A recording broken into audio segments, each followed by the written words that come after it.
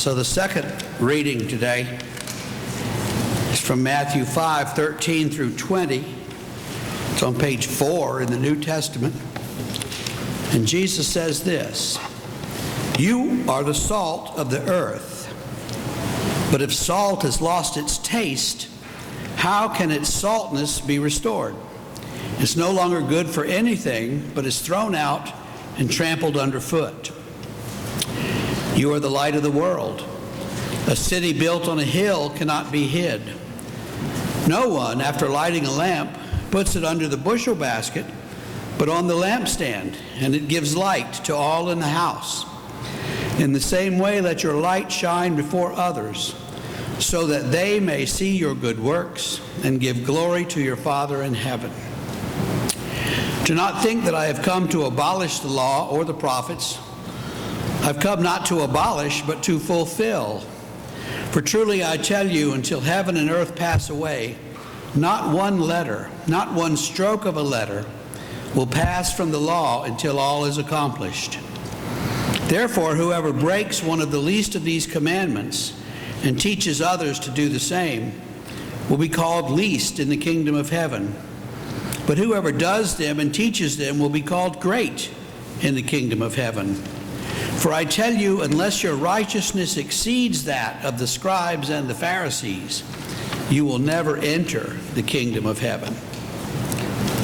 The word of the Lord. Thanks be to God.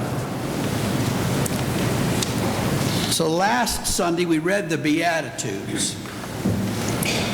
And I was reminded all week of that great scene in Monty Python's Life of Brian, where these people are way at the back of the crowd during the Sermon on the Mount. And the one guy says, "What did he say? Blessed are the cheesemakers." And a woman says, "What's so special about cheesemakers?" Another guy says, "I don't think it's meant to be taken literally. It refers to any manufacturing of dairy products." Thank God for cheese, and thank God for those who make it. But that isn't what he said. But it's funny. But what does it mean to follow Jesus in today's world? Our lesson tells us now that we're to be salt and light. And I've often wondered, when somebody says that somebody is the salt of the earth, I've walked away wondering what that means. Because I think it kind of means, well, they're honest and hardworking, good old boys. But I'm not sure that's what it means. But people are salt of the earth and you can trust them and they're good people. I'm not sure that's what Jesus meant, though. So let's think about salt for a minute. Salt makes wounds hurt. Salt preserves things. Salt gives things flavor. And salt makes you thirsty. So if you've ever gone into the ocean with an open sore, then you have learned existentially what it means to say salt makes wounds hurt. Especially if you didn't know you had that wound until you got in the water. And then you will think a shark has bitten your leg off. When I was a child, we went to a father and son team of general practitioners. And if you had a sore throat, the son would say, "Take the pink stuff." The dad would say, "Oh, make some salt water and gargle it." That was okay. And one time he said, "And crush up some aspirin in it, and then gargle it, and then swallow it." That was horrible. But you know, the Father's cures usually worked. Today, when we say we're salt of the earth, perhaps our calling is to heal things. But you don't heal wounds by covering them up and pretending they're not there. You heal them by opening them up, exposing them to air, and pouring some salt water on them. You heal by getting the wounded parties to come together and talk. You don't make peace pretending there's no conflict. You heal it by bringing the issues to the table and seeking forgiveness. So being salt is hard work. And salt preserves things. Think of a theological library. There's stuff preserved in there that no one cares about. I know where you can find a dictionary of Ugaritic. That's an ancient language that was long dead before Jesus was born. But there's a dictionary for it because something's written in it. And I know where you can find the works of Hilary of Poitiers in Latin.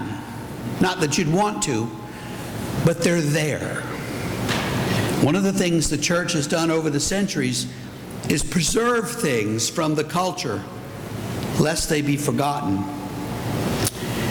And in our time, nobody cares really what Gregory of Rimini wrote, because after all, we're moderns, and we don't need these dead white Europeans to tell us anything.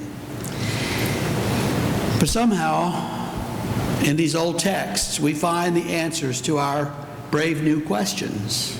They're the same as the age-old questions, and the church has faced them before, and will face them again. Think of this. Where can you find the works of Bach played on the pipe organ except in the church these days? It's extremely rare except in the church. What was once valued, the church preserves. Now, my grandfather, once he was told to go on a no-salt diet, said the green beans tasted horrible because he was actually tasting the bean. I knew a guy who was on a very high salt diet for a lot of years, and then he had a bad heart attack. And I went to see him in the hospital, and he's sitting there eating supper, but he's got the lights off. And I said, "Steve, what is going on?" And he said, "They can make me eat this stuff, but they can't make me look at it." Salt gives flavor, and so it is with life. Salt gives people meaning, purpose. Without Jesus Christ, there's not much point in life. All around us, there are expressions of hopelessness in the culture. I think one of the reasons that people take guns and go shoot up a school is simply so they can feel something. They want to know they're alive, and they want to do something real, even if it's horrible. We can give them meaning and purpose if we can talk to them about Jesus. Salt gives things flavor. And salt also makes you thirsty, as we saw demonstrated so well right here. The most fun I ever had on a mission trip was the day that we put a little salt in the water jug. And we were at the beach doing this mission trip. And the kids spent all morning trying to figure out how the salt water got from the ocean into the water system. Finally, they figured out that someone had put water in their jug. We had other water for them to drink, but that was fun. You know, you need clean water to drink so that you won't just make yourself more and more thirsty. You ever go to the steakhouse where they give you peanuts while you wait? So you'll buy more beer or tea. They know what they're doing. But the church has salt. We have Jesus Christ. And salt is necessary for life in the right quantities. And our call as salt of the earth is to make people thirsty. People come here to find healing and flavor and have their thirst slaked. We have the answer. to what people need. So Jesus says we're salt of the earth. He also says that we're the light of the world. Now, did you ever go somewhere that was really dark? If you go deep into Linville Caverns and then they turn the lights off and you can't see anything at all. I was 12 and I turned my head and there was the guy's watch dial right beside me glowing. Scared me to death. But when it's really, really dark, you realize you need a light. And we're to let our light shine, the reflected light of God's glory shine in us so that people can see it. We don't need to hide our faith. We want people to see it. I know a man who was the CEO of an international engineering company. Thousands of people work for him. He came one day and said, well, I've been diagnosed with lung cancer.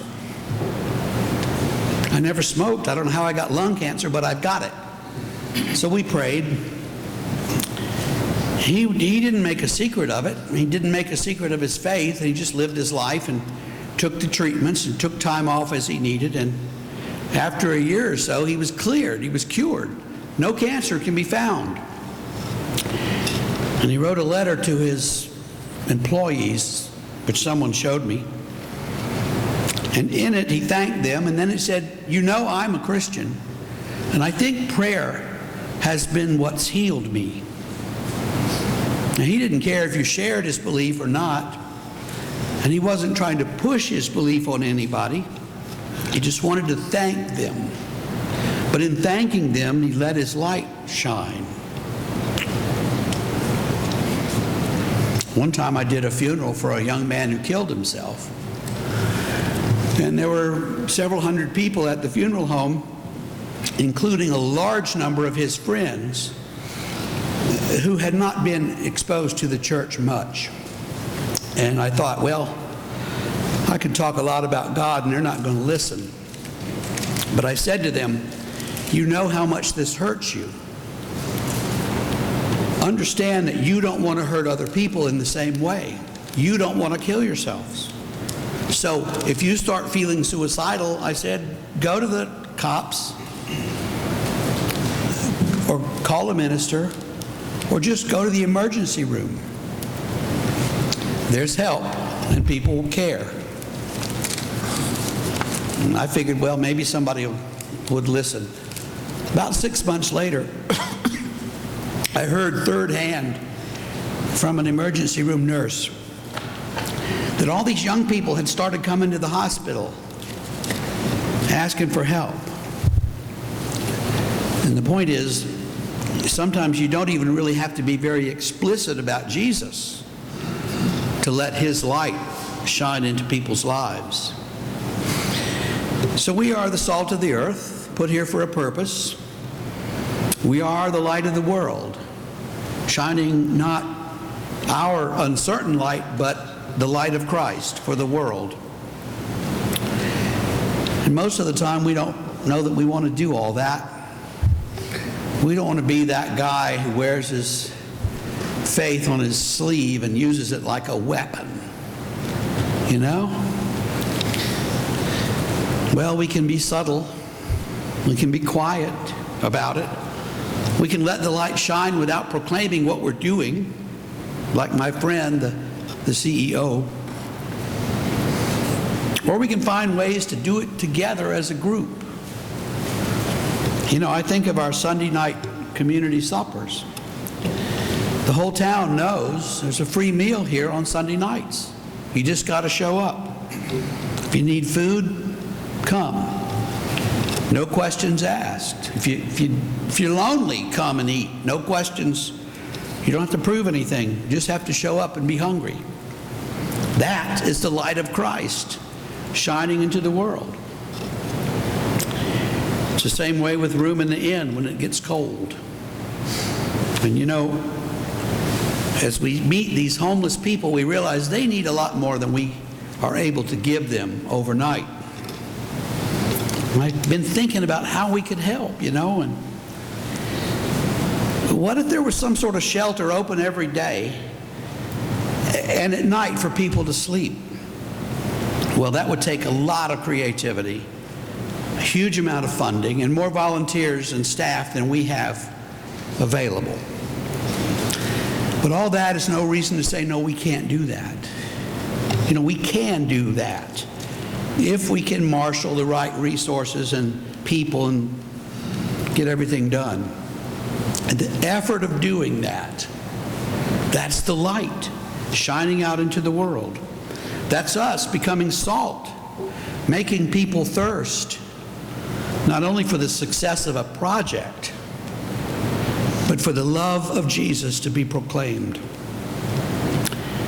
God can use us in the most unlikely, unexpected ways.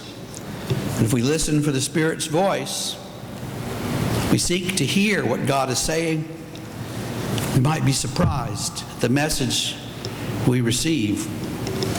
God will speak to us and we will find His blessing. And, you know, who knows? He might call us to be cheesemakers. Thanks be to God.